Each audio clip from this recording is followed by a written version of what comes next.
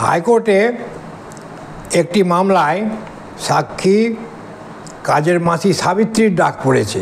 বাদীপক্ষের দুঁদে উকিল খগেন হালদার সাবিত্রী মাসিকে ঘাবড়ে দিয়ে চাপে ফেলার জন্য প্রথমে জিজ্ঞাসা করলেন, আপনি আমায় চেনেন? তারপরে সাবিত্রী মাসি উত্তর, ও মা, চিনবো না কেন তোমাকে? তুমি খগেন তো, তোমাকে আমি ন্যাংটা বয়স থেকেই চিনি। পুরো বকে যাওয়া ছেলে ছিলে তুমি, মিথ্যে কথা বলতে, লোক ঠকানোর ওস্তাদ ছিলে, লাগানি ভাঙানি ভালোই করতে, আরও অনেক গুণ তোমার গো।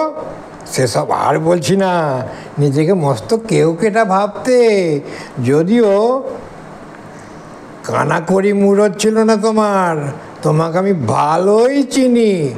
এসব শুনে খগেনবাবু স্তম্ভিত হয়ে গেলেন, ভেবে পাচ্ছিলেন না কি করবেন।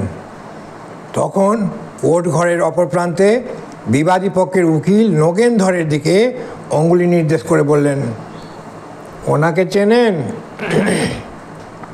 সাবিত্রী মাসির উত্তর, ও মা, চিনব না কেন ওনাকে? চিনি তো, বিলক্ষণ চিনি, ও তো নগেন, খুব ভালো করে চিনি। অলস, অকর্মণ্য, কারোর সাথে সদ্ভাব ছিল না, পাড় মাতাল, শহরের সবচেয়ে পিশাচ উকিল। বউয়ের চোখে ধুলো দিয়ে 3টে ছুটির সাথে ফার্স্ট নেস্টি করে, তার মধ্যে একজন তোমার বউ, ওকেও ছোট থেকেই চিনি। বিবাদী পক্ষের উকিল অসুস্থ বোধ করতে লাগলেন। এমন সমস্ত কথা এই জজ সাহেব দুই উকিলকে কাছে ডাকলেন। এই সব কথা শুনে ডাকলেন। উকিলদ্বয় কাছে যাওয়ার পর জজ সাহেব বললেন, দুই গর্ধবের একজনে যদি মহিলাকে কোনো প্রশ্ন করো, তাহলে আমায় চেনো না, আমি তোমাদের ফাঁসি কাটে চড়াবো।